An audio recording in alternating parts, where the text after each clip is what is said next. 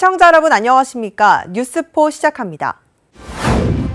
헬로윈 기간인 지난달 30일 새벽 시간에 광주 도심 한복판에서 외국인 10여 명이 집단 난투극을 벌였습니다. 마포구 교구협의회가 제6회 나눔바자회를 진행했습니다.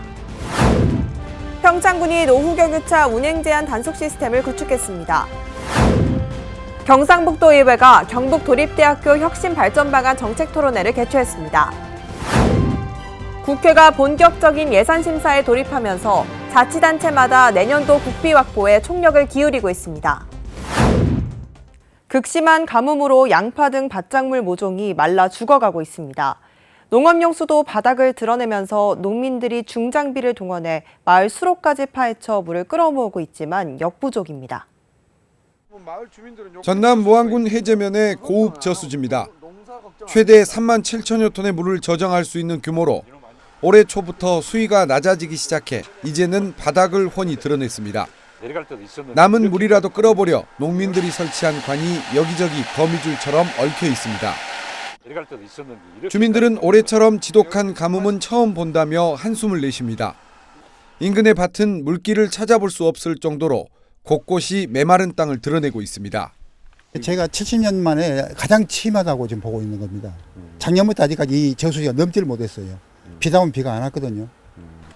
양파 모종 식재가 한창인 농지마다 그야말로 물과의 전쟁입니다. 이맘때면 모종이 생기 있게 곧게 뻗어나가야 하는데 힘없이 휘어지고 끝은 누렇게 타들어가고 있습니다. 하루에 몇 번씩 물을 줘도 아쉬울 판에 이틀이나 사흘 걸러 겨우 적시는 정도에 그치고 있습니다. 이대로 물 부족이 계속되면 모종이 고사해 식재를 다시 해야 하고 살아나도 내년 수확량 감소가 불가피합니다. 우려가 아니라 망쳐드는 거죠. 이거 다 망하면 이거 수확 못해요. 비가 안 와버려요. 우려를 떠나서 아예 자체를 수확이 안 됩니다. 읍면사무소도 최우선 업무가 가뭄 극복입니다.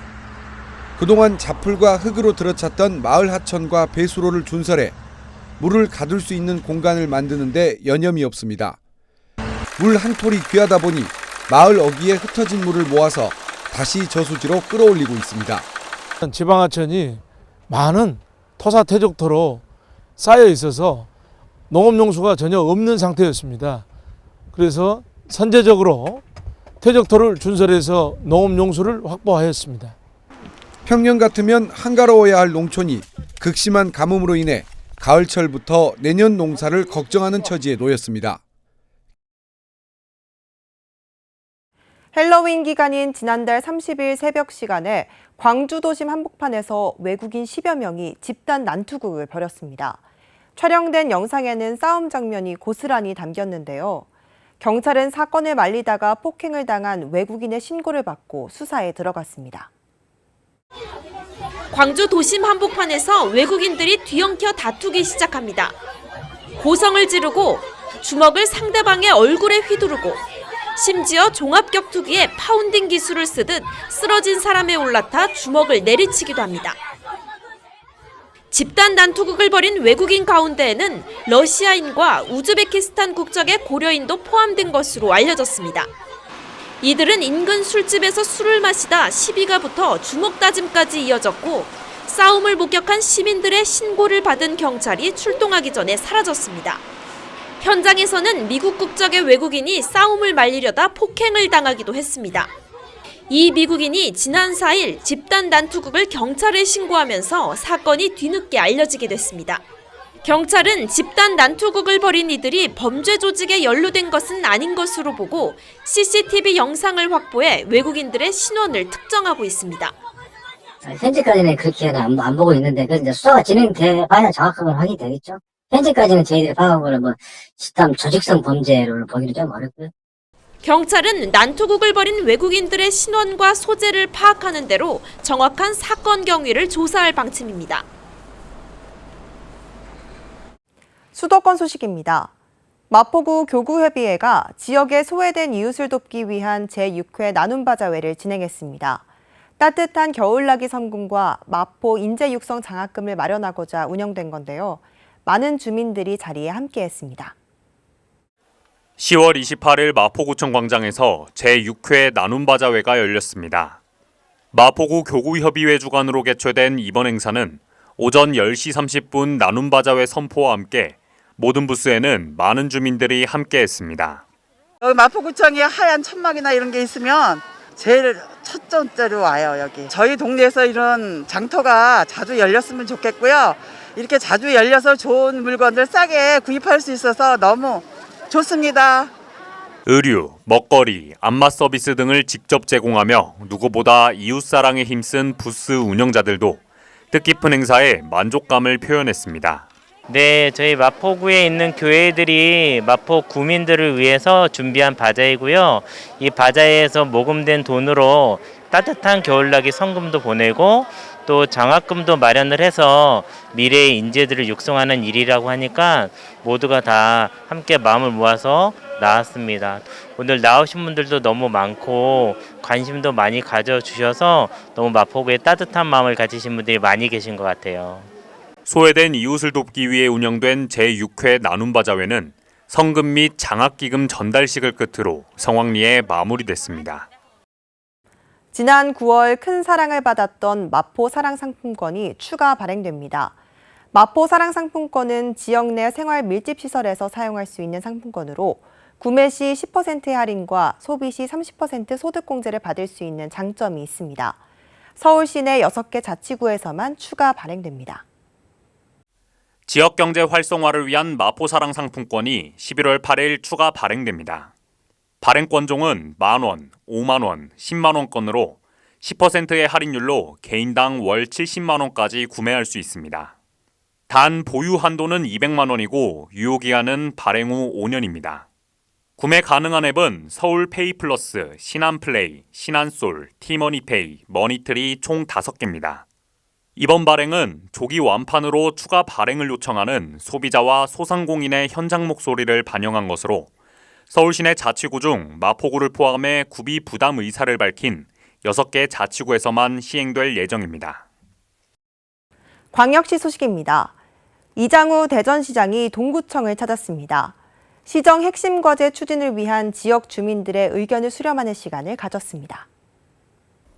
이장우 대전시장이 동구청 대강당에서 박희조 동구청장을 비롯한 구민 400여 명이 참여한 가운데 민선 8기 비전 공유와 지역 의견 수렴을 위한 구민과의 대화를 진행했습니다.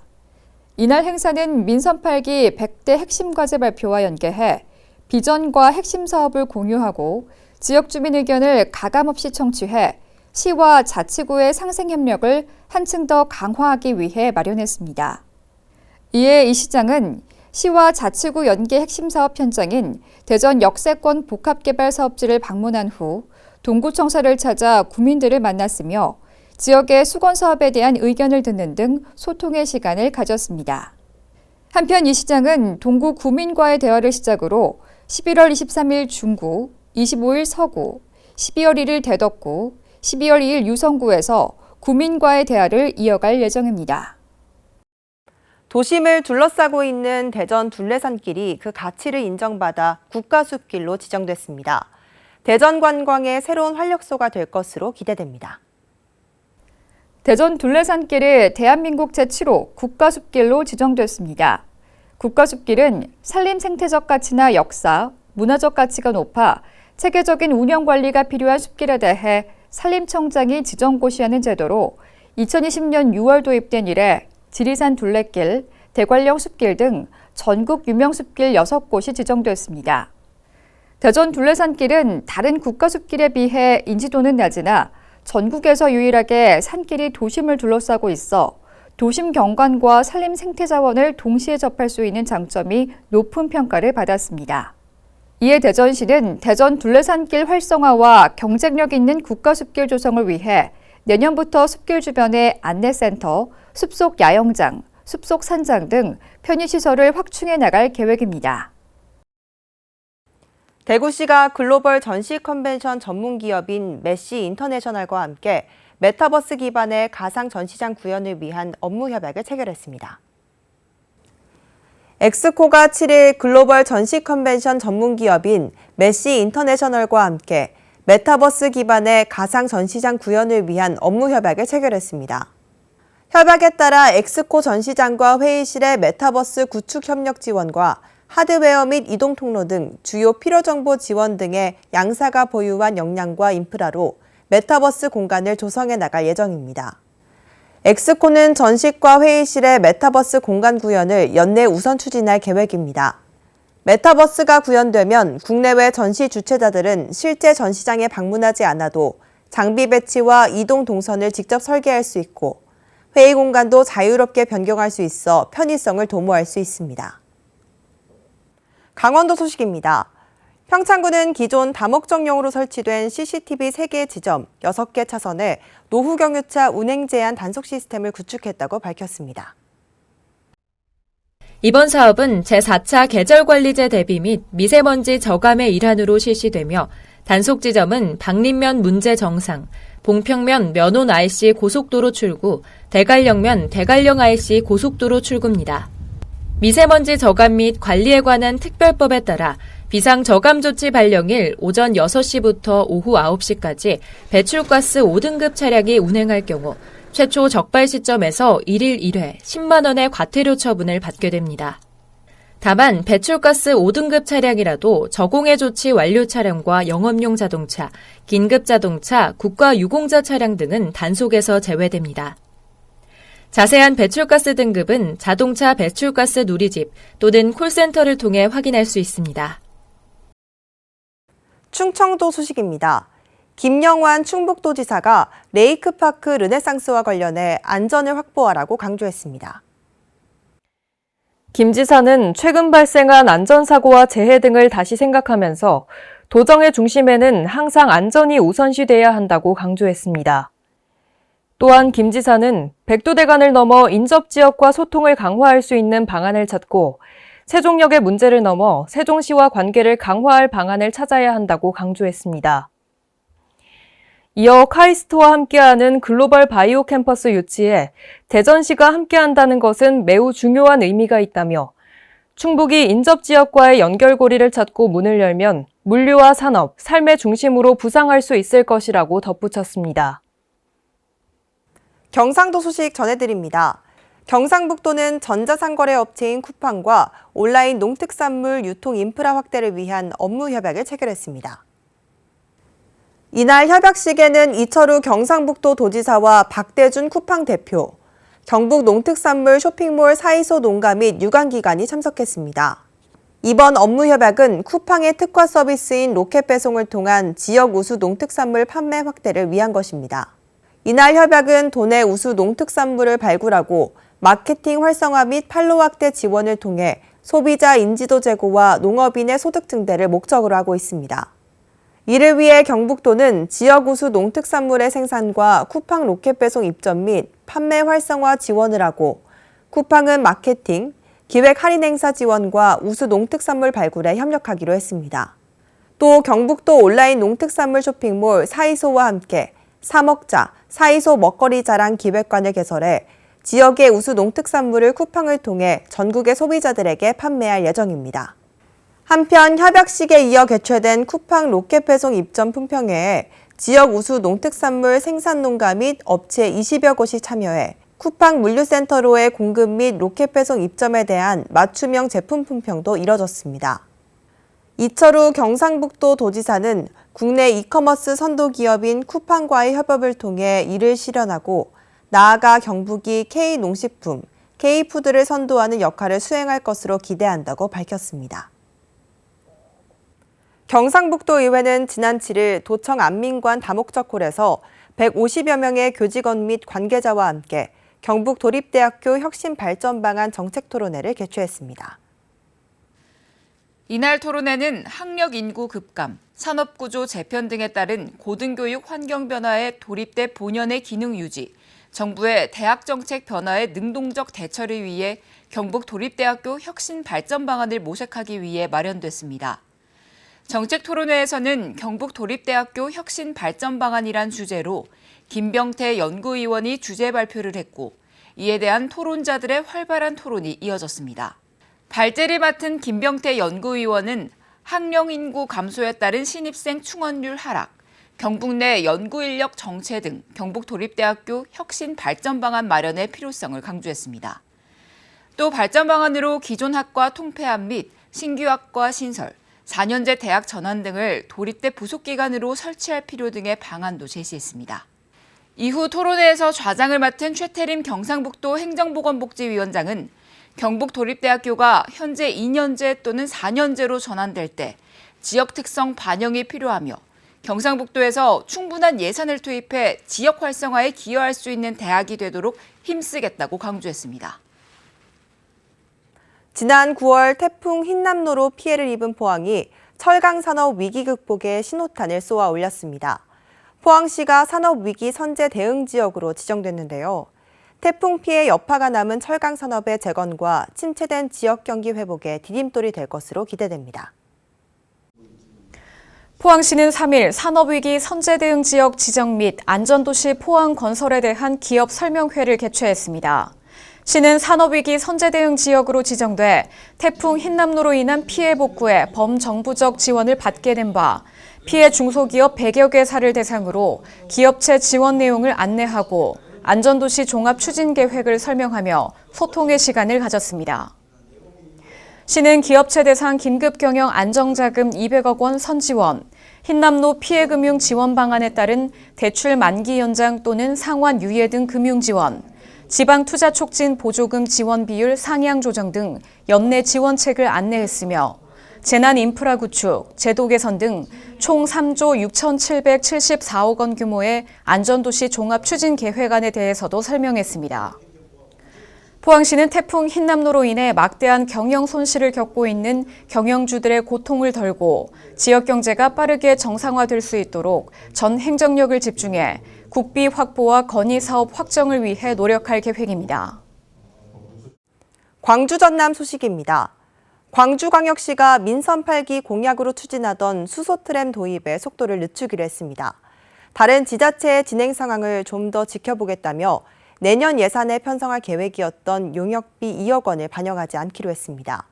하지만 내년 용역비가 반영되지 않으면 사실상 민선 8기 임기 중 추진이 어려운 것이 아니냐는 전망이 나오고 있습니다.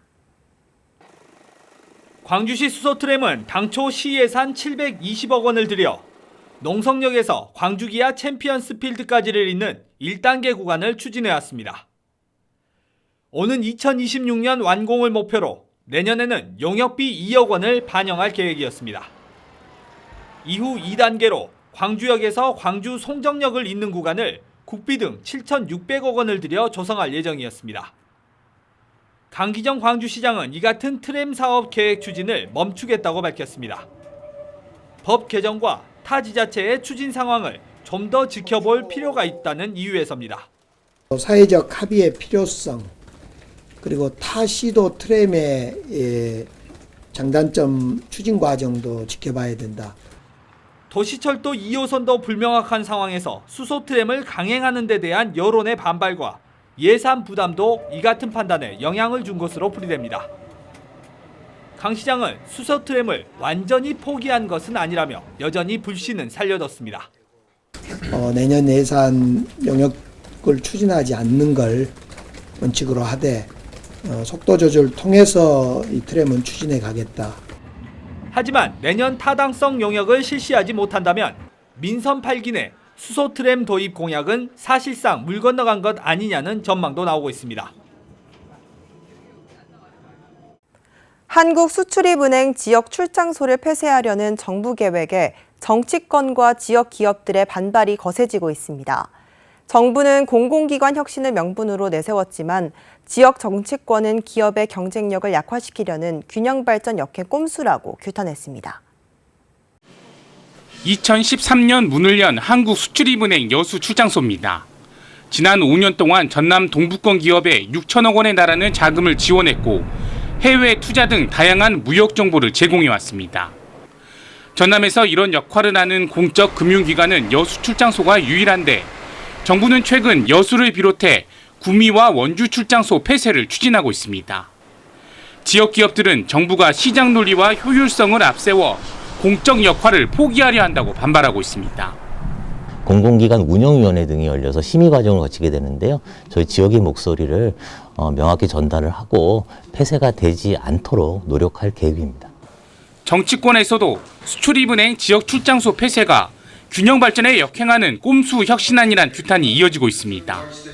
여수 국가산단과 광양 제철소가 있는 전남 동부권의 연간 수출입 규모는 울산, 인천에 이어 전국 3위로 수출입 금융 지원이 그 어느 때보다 절실한 상황입니다. 수출 지원책마저 빼앗겠다는 것이 어떻게 혁신이 될 수 있겠습니까? 균형 발전은 선택이 아닌 필수, 지역 균형 발전과 지방시대 개막을 적극 지원하겠다던 윤석열 대통령은 어디 갔습니까? 고환율, 고금리 등 대내외적 악재 속에서 수출입 은행마저 폐쇄하려는 정부 안에 지역 정치권과 기업들의 반발이 커지고 있습니다. 수백억 보조금 지원에도 파업으로 시민들 발을 묶은 목포 태원여객, 유진 운수에 대한 목포 시민들의 분노가 커지고 있습니다. 목포시의회가 이한철 대표의 사퇴를 촉구했고 목포시는 천원 택시 운영에 들어갔습니다. 이른 아침 버스 정류장에 초록색 깃발을 단 택시가 정차합니다. 등교 시간 학생 수송을 위한 천원 택시입니다. 시내버스 파업 장기화로 불편을 겪는 학생들을 위해 150대의 택시가 특별 수송에 투입됐습니다. 버스가 안 한다 하니까 우리도 사실은 가족들이 다 피해를 보고 있잖아요. 그래서 빨리 해결되고 우리 택시는 끝까지 협조할 그런 계획을 가지고 있습니다. 아침 일찍 나와야 하고 택시 역시 줄을 서서 기다려야 하는 불편은 있지만 등굣길은 한층 수월해졌습니다. 택시 타고 다니는 게 조금 더 편할 것 같아요. 왜냐면 그냥 버스 타고 다니면 너무 이리저리 손님들도 많이 타시고 하니까 예상 시간보다 많이 늦어지더라고요. 등하굣길, 출퇴근길 시민들의 고통이 이어지고 있지만 보조금 타령만 하면서 배짱을 튕기고 있는 버스 회사에 대한 공분은 날로 커지고 있습니다. 목포시의회도 이한철 대표의 사퇴와 시내버스 면허를 즉각 반납하라고 성토했습니다. 시민들은 더 이상 자신들을 볼모로 잡아 자신의 이익을 도모하는 꼴사나운 형태를 용납하지 않을 것이다. 시내버스 정상화를 위해 시민들도 머리를 맞댔습니다. 더 이상 개인의 사리사욕을 위해 혈세를 낭비할 수 없다며 조속한 완전 공영제 시행을 통해 투명한 시내버스 운영을 촉구했습니다. 뭔가를 공공기관이 목포시가 뭔가를 가지고 있어야 공영제잖아요. 뭘 가지고 있어야 될까요?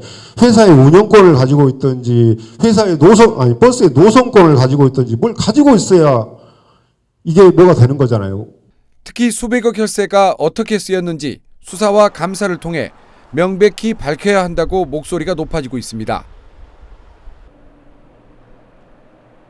국회가 본격적인 예산 심사에 돌입하면서 자치단체마다 내년도 국비 확보에 총력을 기울이고 있습니다. 광주광역시와 전라남도도 서울에 전담팀을 파견하는 등 국비 확보에 사활을 걸었습니다. 지난달 27일 국회에서 지역 의원들과 예산정책협의회를 했던 강기정 광주광역시장이 또 서울 여의도를 찾았습니다. 국회 예산심사가 본격화하는 가운데 국비 확보를 위해 기획재정부 주요 인사들을 만나기 위해서입니다. 강 시장은 인공지능과 전기차, 방공포대 이전 등 광주의 주요 사업 필요성을 기재부에 역설했습니다. 국회의원, 기재부, 또 광주시의 모든 역량을 다 담아서 내년 살림을 준비하는 것이 이제 남은 시간의 광주시장으로서의 임무입니다. 전라남도는 여의도에 별도 사무실을 마련하고 지역 국회의원들과 접촉을 늘려가고 있습니다. 이달 말까지 도지사를 중심으로 모든 실국장이 수시로 국회를 찾아 미반영 사업 예산을 내년 예산안에 추가한다는 계획입니다. 전남의 미래 먹거리 사업인 우주 발사체 사이언스 컴플렉스, 또 문화관광 사업인 남북권 광역관광개발 사업 등을 국회 예산에서 충분히 반영될 수 있도록 노력하겠습니다. 예산 증액의 분수령은 오는 17일부터 시작되는 국회 예결위의 예산안 조정소위 심사가 될 것으로 보입니다. 광주 전남에 보다 많은 예산이 배정이 돼서 미래 대한민국의 발전을 이끌어 나갈 수 있는 그런 지역으로 성장할 수 있도록 배려하는 것이 필요하다고 생각을 합니다. 정부 예산안이 13년 만에 축소된 가운데 광주와 전남이 지역의 미래가 달린 현안들을 내년 예산안에 얼마나 추가시킬 수 있을지 주목됩니다. 2022 국제 섬포럼인 여수가 지속 가능한 섬 주민들의 삶이라는 주제로 성황리에 개최됐습니다. 2022 국제 섬포럼인 여수가 개최됐습니다.